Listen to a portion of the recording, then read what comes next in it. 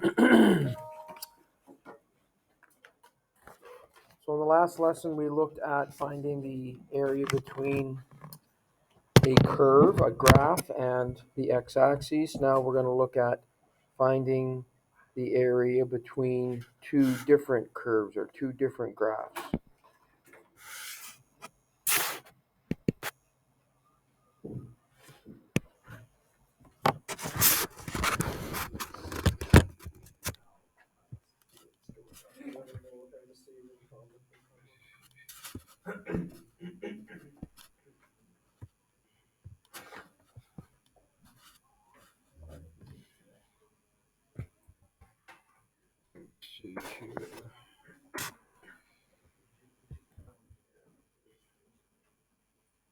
We said we should get a cluster on the A-word. Just be like one of those guys. Get a katana ship now. Because it was really funny yesterday when we were driving around. I took a left and put his brake on late. He starts joking. Oh, you're starting to be a BMW driver now, aren't you? It's an '09, so it's a fourth generation.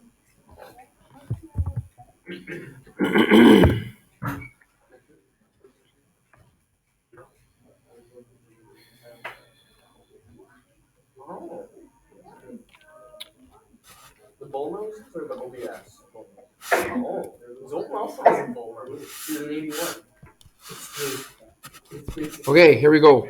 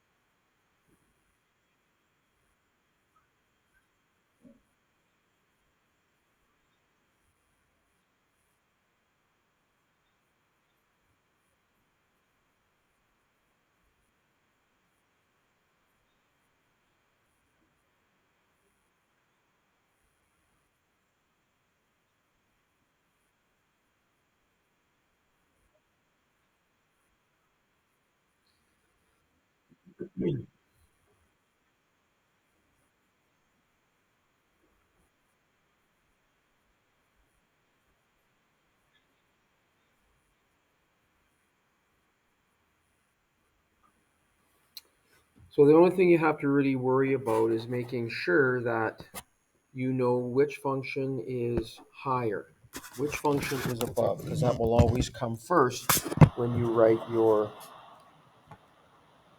integral statement. So again, if f at x and g at x are continuous functions defined over an interval from a to b, with f at x greater than g at x, in other words above, throughout that interval a comma b, then the area between the graphs of f at x can be determined by taking the difference of the two integrals, or the integral of the difference between the two functions. So we want to determine the area between the two graphs over the given intervals, between y equals x and y equals 2x. Well, y equals x will be a line that goes through 0, comma 0, 1, comma 1, 2, comma 2, 3, comma 3, and so on. Because whatever y is, x is the same number. So 0, 0, 1, 1, 2, 2, and so on. So there's a graph of y equals x.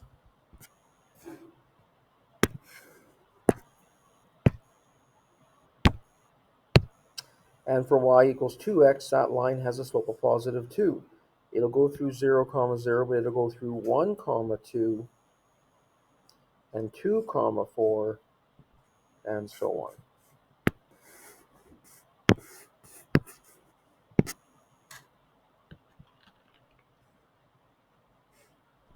So we want to find the area between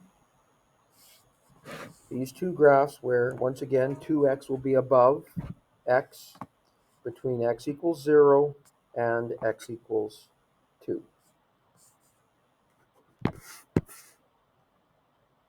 So between x equals 0 and x equals 2.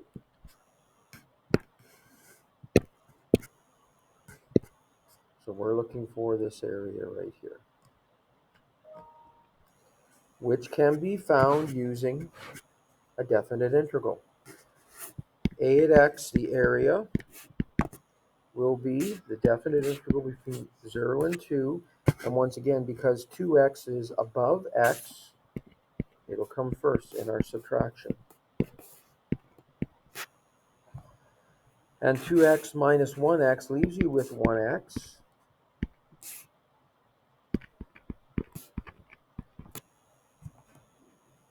Two x minus 1x leaves you with 1x.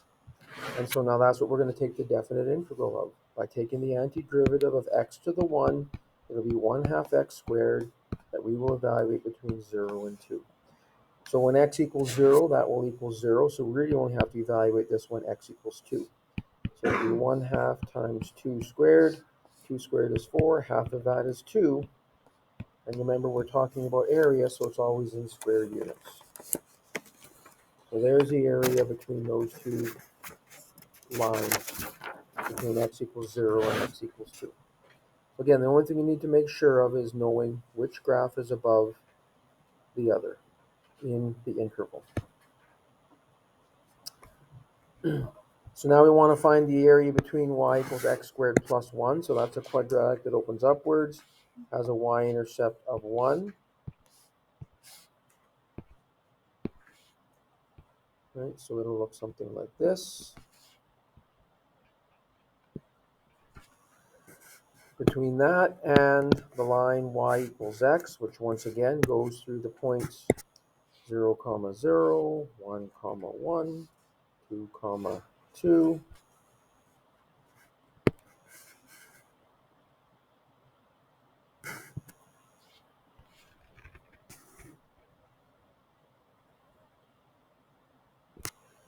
And we want to find the area between these two curves between x equals 0 and again x equals 1.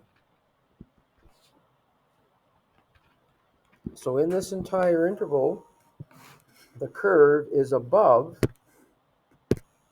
the line. We're looking for that area there, and we can find it using the definite integral between 0 and 1 of x squared plus 1 minus x. Because the second graph is the line y equals x.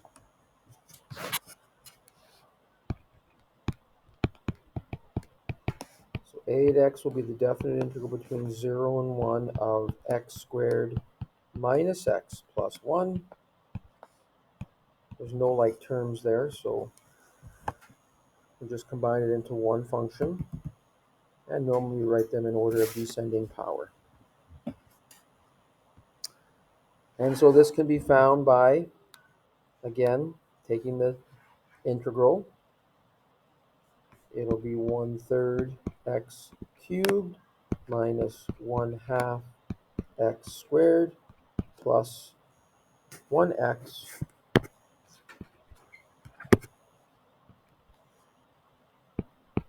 that we will evaluate from 0 to 1. And once again, when x equals 0, because all three terms have x in them, when x equals 0, you're going to get 0.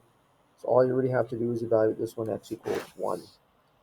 So it'll be 1/3 minus 1/2 plus 1. Our common denominator there will be 6. So it'll be 2 minus 3 plus 6, which is 5/6 square units. So there's the area between those two curves, between x equals 0 and x equals 1. Pardon? Sure. You want to bet a pop on it? Brighton? Huh? No.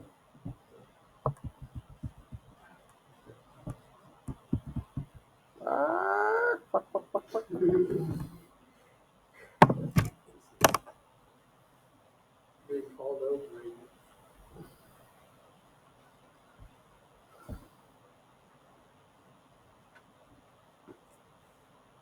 How about those Blue Jays, eh? Oh, yeah. 20 to 1? Oh, yeah.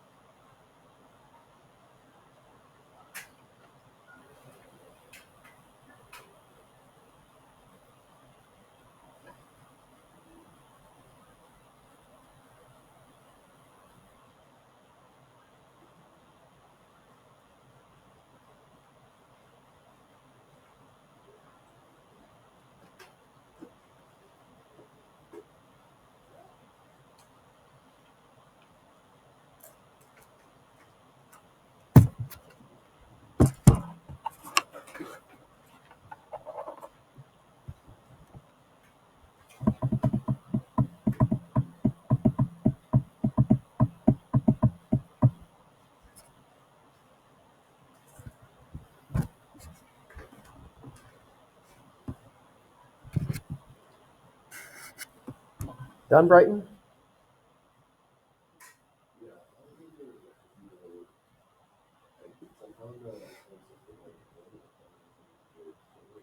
What'd you get for an answer? But remember, if you get a negative answer, all that means is that that part of the graph is below the x-axis, so you're going to take the absolute value. Area can't be negative.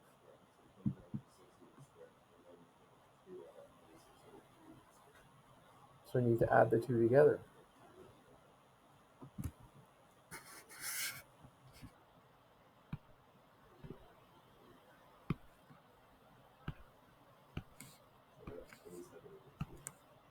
Should have bet.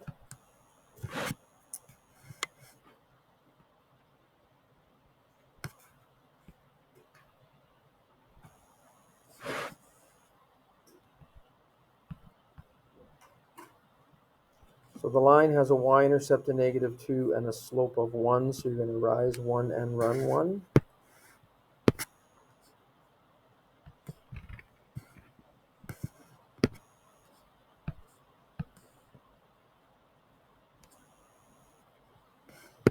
And you want to find the area between x equals -1 and x equals +2.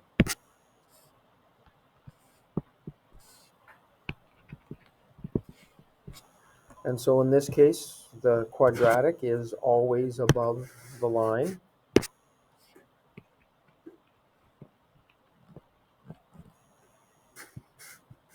So we can find the area by finding the definite integral between -1 and 2 of x squared plus 2 minus all of x minus 2. So we'll put it in brackets to emphasize that you're subtracting all of it.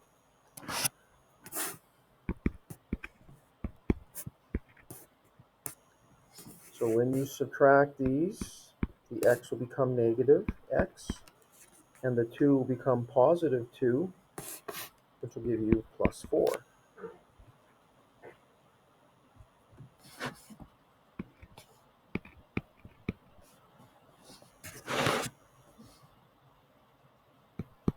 And so that's what we'll take the antiderivative of. You get 1/3 x cubed minus 1/2 x squared plus 4x.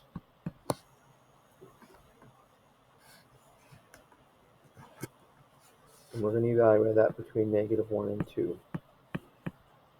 Notice that we're not using a value of 0 here, so we're going to have to figure out both and then subtract them.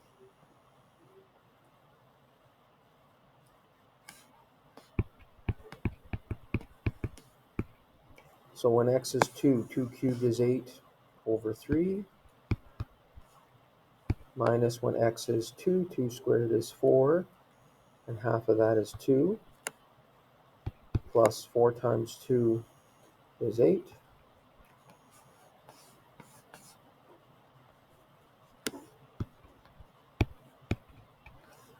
When x is -1, -1 all cubed is -1 times 1/3. -1 all squared is 1 times -1/2 minus 4. So we're going to get 8/3 plus 6 minus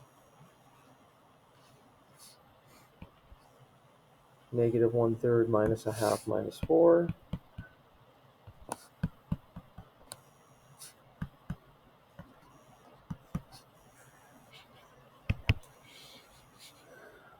So that'll give us 8/3 plus 6 plus 1/3 plus 1/2 plus 4. 8/3 plus 1/3 is 9/3, which is 3, plus 10 is 13, plus 1/2. 13.5 or 27/2 units squared.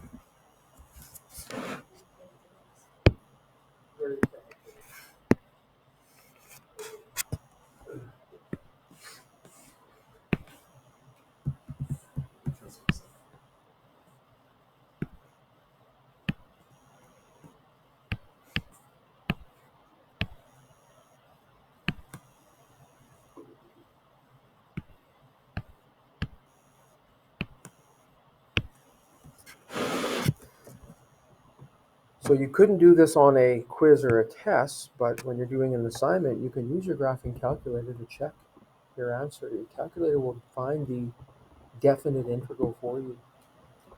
So I put the original expression in there, x squared plus 2 in brackets, minus the x minus 2. I mean, obviously you could use this simplified expression as well. So you put it in there, And if we go into the calculate mode, if I remember correctly, so second function trace, which is calculate, number 7 in this list is the integral. So choose that. Now this asks you for the lower limit, which would be -1.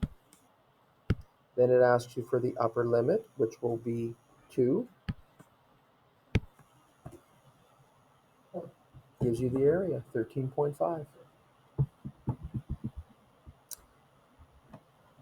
Okay? And again, what the calculator does, it doesn't do both graphs individually, it subtracts them. So what you're seeing there is actually the graph of our simplified expression, x squared minus x plus 4. That's what you're seeing. Okay?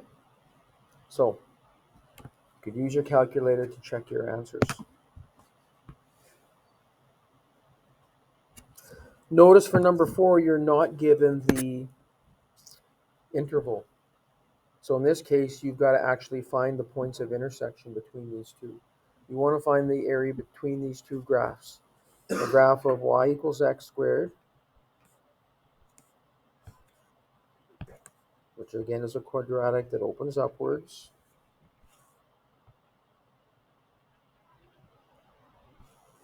And the graph of y equals 2x minus x squared, where negative x squared plus 2x. So that'll be a quadratic that opens downwards. And we can find the x-intercepts by making this equal to 0. And solving that, there's a common factor of negative x, which will give us x minus 2. So that would mean x equals 0 and positive 2. These are the x-intercepts.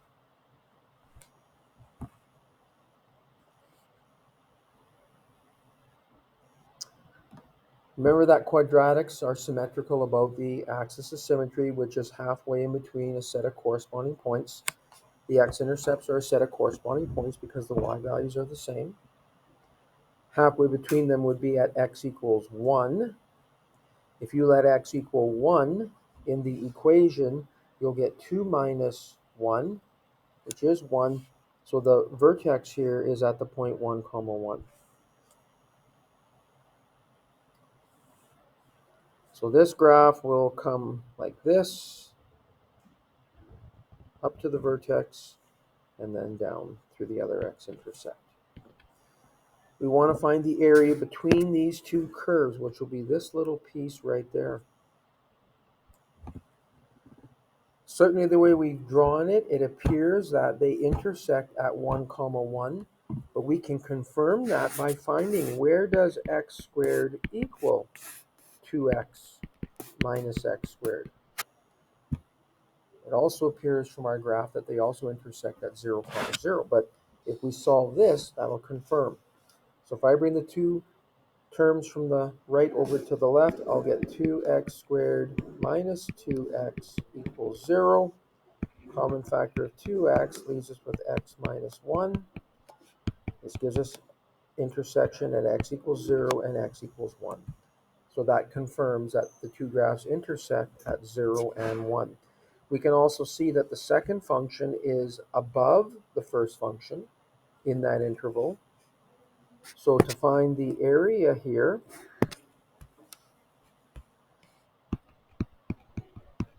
we would find the definite integral between 0 and 1 of 2x minus x squared take away x squared dx.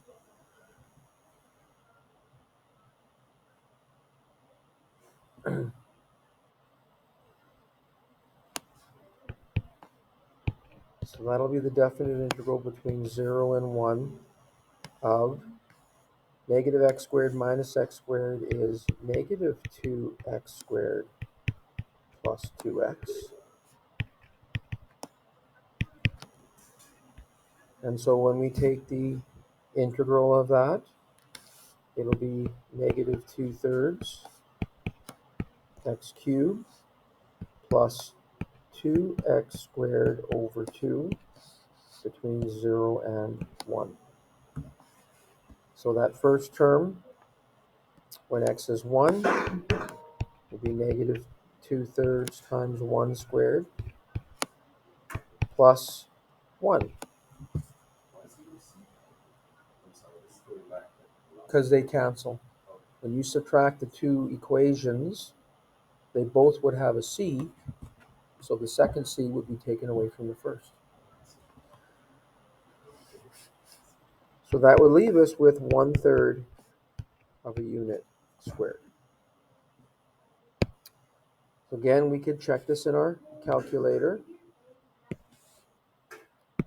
If we put the equations in there, 2x take away x squared in brackets minus x squared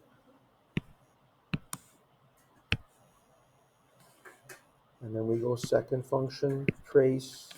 Number 7 is the definite integral between 0 and 1. It gives us 0.3 repeating. Okay, so it checks.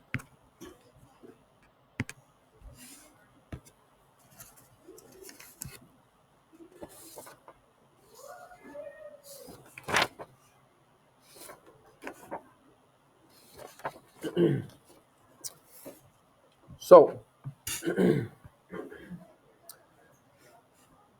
want to find the area between these two curves. Again, the intervals are not given, so we're going to have to do some work to find the points of intersection. So that'll tell us what our intervals are. So we've got that third degree polynomial that we have to graph. So we learned how to sketch the graphs of any curve by using derivatives. In this case here, we normally start by finding our intercepts. Our y-intercept would be when x is 0, which is 12.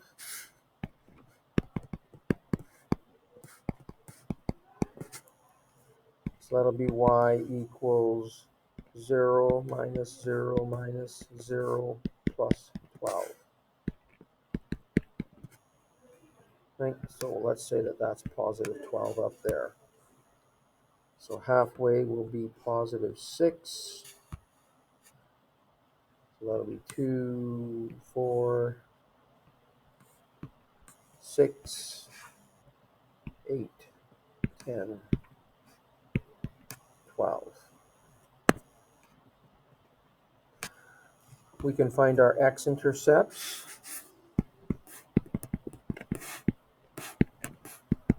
Highlighting y equals 0.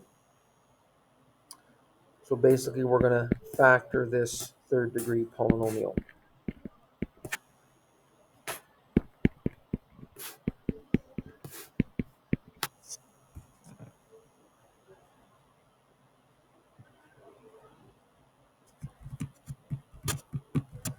And remember that we can determine our potential integral zeros by taking the factors of the constant term of 12, plus and minus 1, 2, 3, 4, 6, and 12. And by guess and check, we might first start to see if x minus 1 is a factor, but we went x plus 1 so we can add as we went along.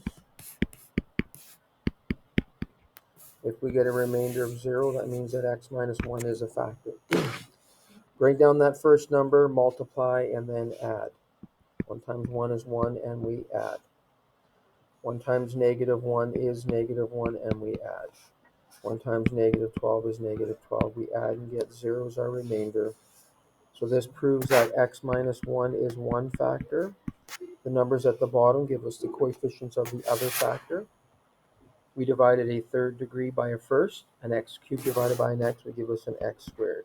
So it would be 1x squared minus 1x minus 12, which that quadratic is factorable. It will be x minus 4, x plus 3. So x will equal 1, 4, and negative 3. There's your x-intercepts. 1, 4, and negative 3.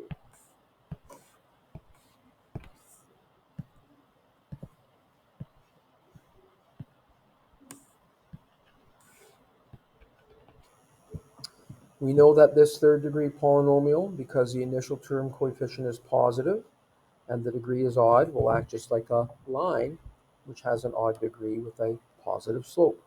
It'll fall to the left and rise to the right. So it's going to come up, and you could do more work with derivatives and find the intervals of increase and decrease. But this graph would go up, it would come down, it would go through that x-intercept down and then go up through the other x-intercept. So there's the graph of that third degree polynomial. And it's the area between this graph and the line 12 minus 3x, or negative 3x plus 12. So that's a line that has a y-intercept of 12 and a slope of negative 3. So we'll rise negative 3 and run 1. Rise negative 3 and run 1.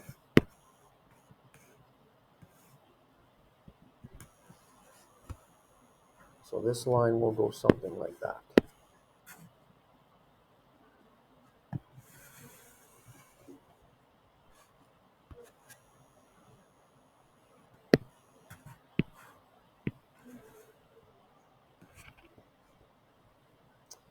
It will have an x-intercept, I think, at positive 4. So my graph is off a little bit. Oh, no, it's not. Sorry, that is positive 4 there. That is positive 4 there. And it looks like there might be a little piece in between these two curves, between these two graphs up there.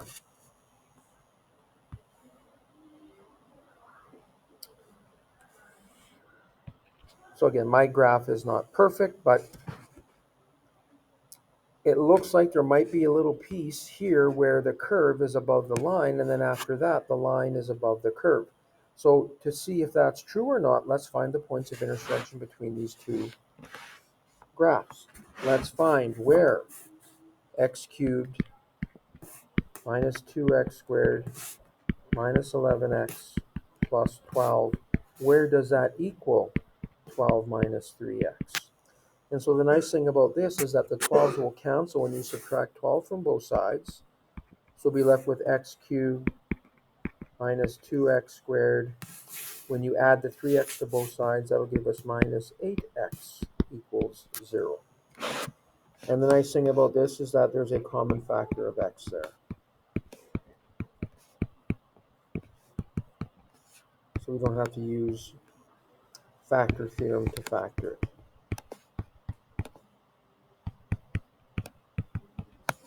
This gives us points of intersection at 0, at 4, and at negative 2. So yes, there is a point of intersection here at x equals negative 2. Again, our graph isn't to scale. But this tells us between negative 2 and 0, the curve is above the line. So that'll be the first definite integral we have to find. And then the second one will be between 0 and 4, where the line is above the curve. So we got to do this one in 2 steps.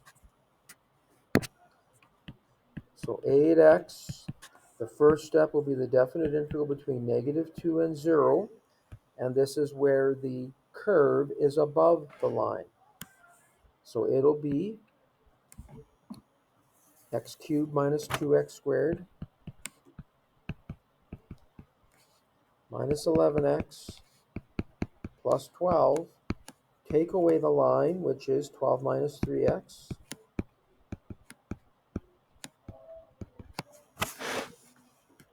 And to that, we'll have to add the second portion,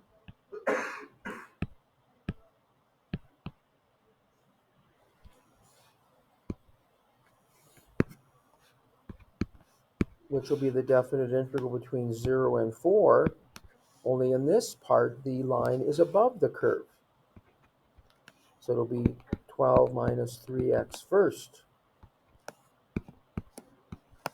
minus the curve of x cubed minus 2x squared minus 11x plus 12.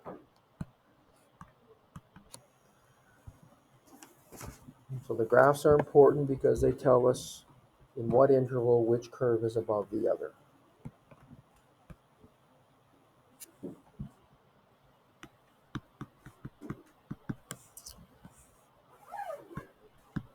So for this first part,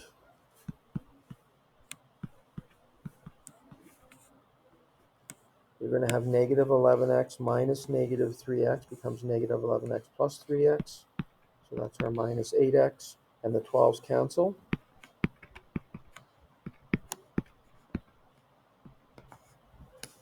For the second portion, the 12s will cancel. You're going to have negative x cubed. You're going to have plus 2x squared, and negative 3x minus negative 11x becomes negative 3x plus 11x. That'll be plus 8x. And again, the 12s cancel.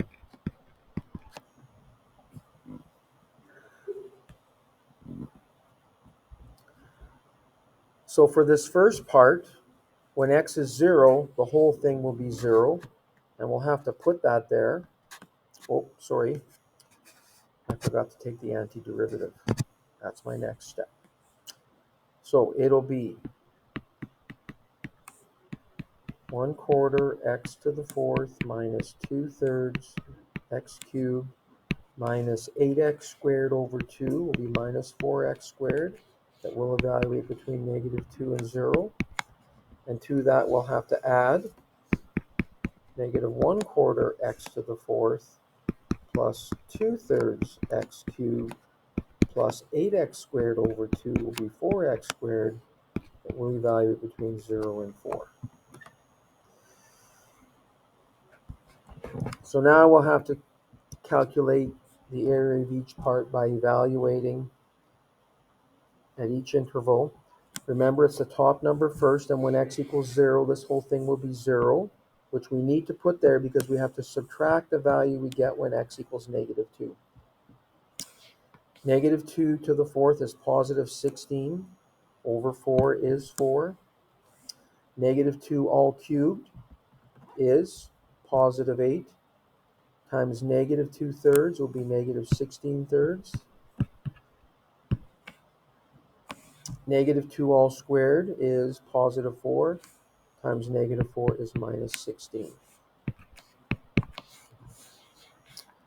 For the second part, when x is 4, 4 to the 4th is 64. No, that's not true. It's 256 times negative 1/4 will be negative 64, I think. We'll just check that.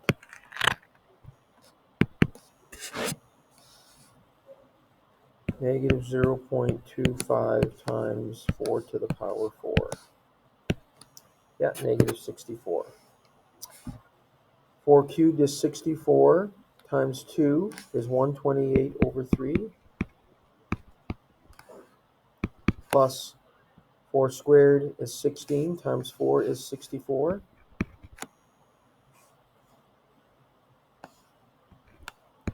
Minus when x is 0, we're going to get 0 there. So this will be 4 minus 16, which is negative 12, but the negative sign in front will make it positive 12. It'll also make the negative 16/3 positive 16/3.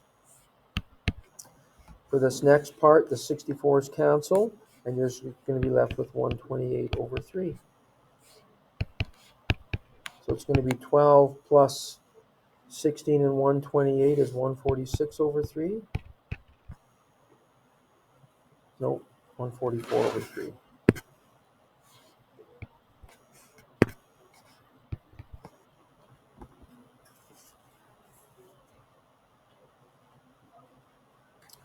I think 4 minus 16 is negative 12, but the negative in front makes it positive 12. Plus 16 thirds plus 128 over 3.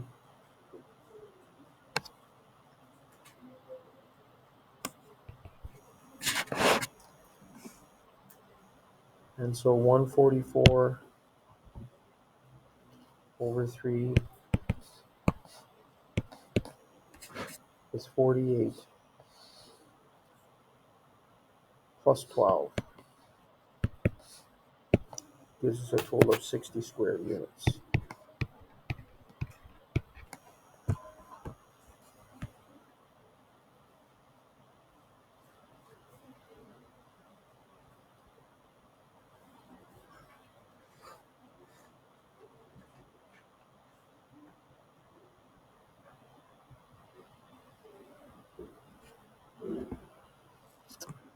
Okay?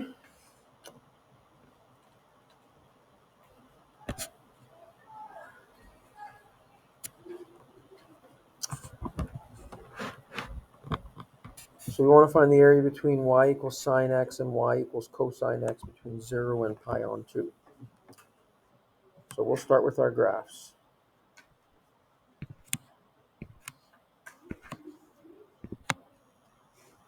Sine x starts at 0, comma 0.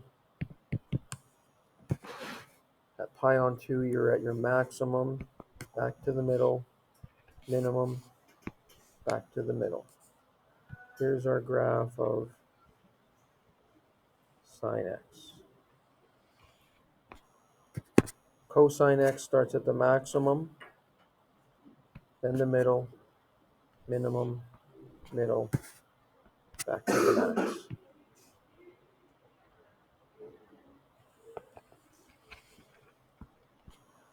So we want to find the area between these two graphs between x equals 0 and x equals pi on 2.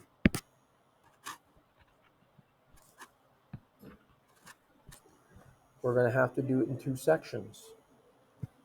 In the first section, cosine is above sine. In the second section, sine is above cosine.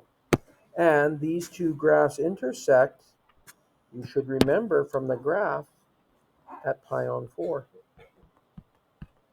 That's where the sine and cos have the same value. They're both root 2 over 2 on the unit circle. You could also find it by letting sine and cos equal each other. And if you divide both sides by, say, cosine of x, you'll get sine over cos on the left equaling 1 on the right, or sine over cos is tan. Where does the tan of x equal 1? At pi on 4. It's where sine and cos are the same. So, to do this, again, we have to do it in two parts. The first part will be the definite integral between 0 and pi over 4, and this is where cosine is above sine.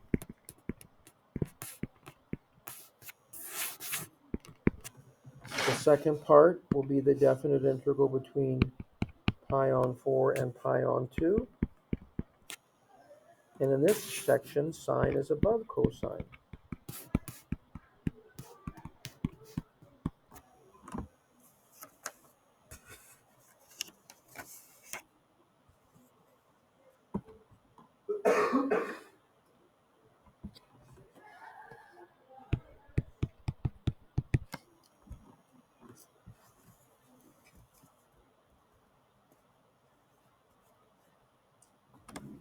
So, the antiderivative of cosine is sine,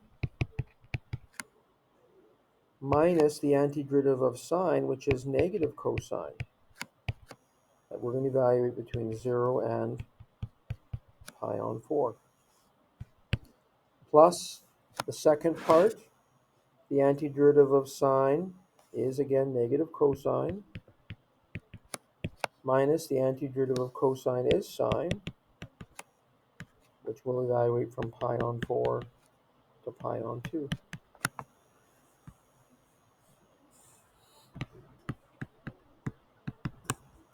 So we'll have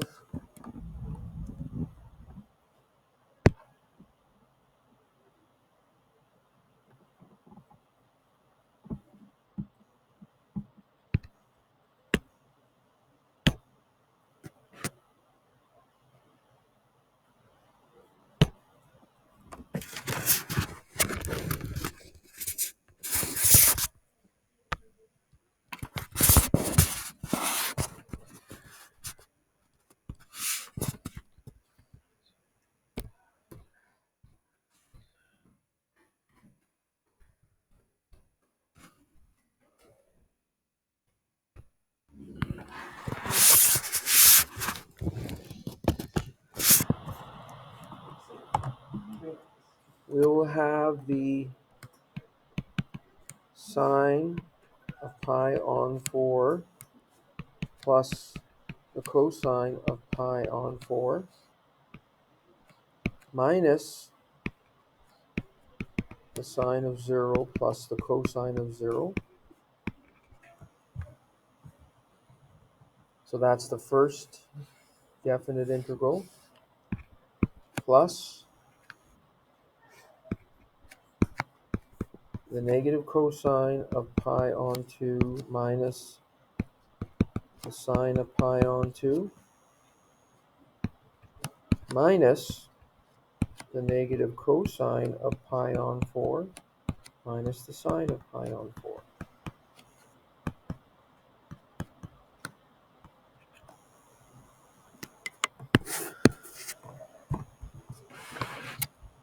The sine of pi on 4 is root 2 over 2. That's the same thing as the cosine of pi on 4. Minus the sine of 0 plus the cosine of 0. At 0, the coordinates there are 1, 0. So the sine is 0, the cosine is 1. Plus the negative cosine of pi on 2. Well, at pi on 2, the coordinates there are 0, 1. So the cosine is 0 minus the sine of pi on 2, which is 1, minus the cosine of pi on 4 is root 2 on 2. That'll be negative because it's negative cosine of pi on 4 minus the sine of pi on 4, which is also root 2 over 2. So that'll give us 2 root 2 over 2, which is just root 2, minus 1, minus another 1, plus another root 2.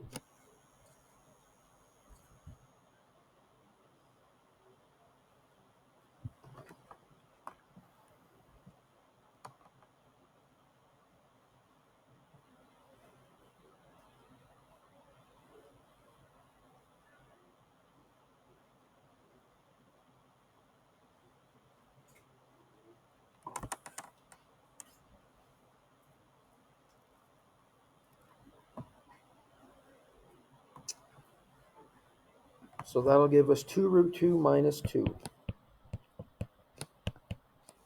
square units.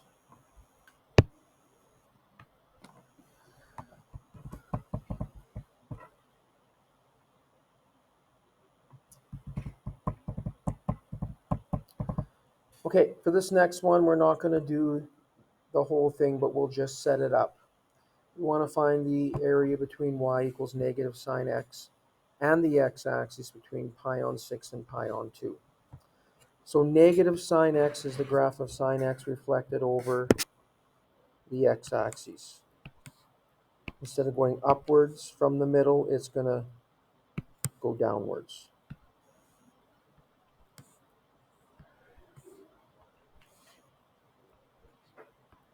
This is the graph of negative sine x.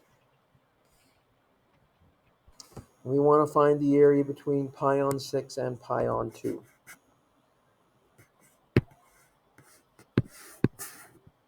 So pi on 6 would be approximately right there, and pi on 2. So in this case here, the line y equals 0, the x-axis, is above the curve. To do this one, it would be the definite integral between pi on 6 and pi on 2 of 0 minus negative sine x. Because the line y equals 0, the x-axis, is above the curve. And 0 minus negative sine x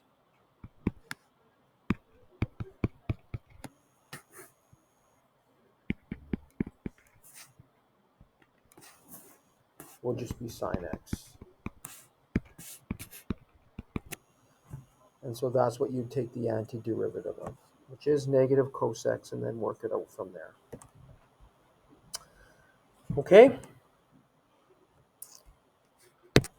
Your assignment on page 461. Question 1, A through E.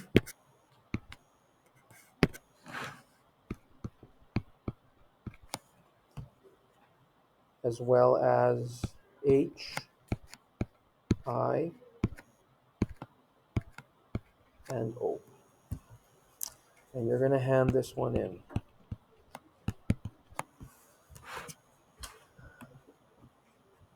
Okay.